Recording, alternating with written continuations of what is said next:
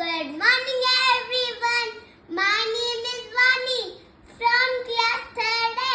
Today, I am going to recite a poem on nature. Let's start. You know me well. I am rain. I am such a water, one of the main. I am your friend. I am a tree. I am home for birds and bees. I am river. My water is cool. I am like a big pool. I am small little hill. I was climbed by Jack and Jill. I am mountain big and small.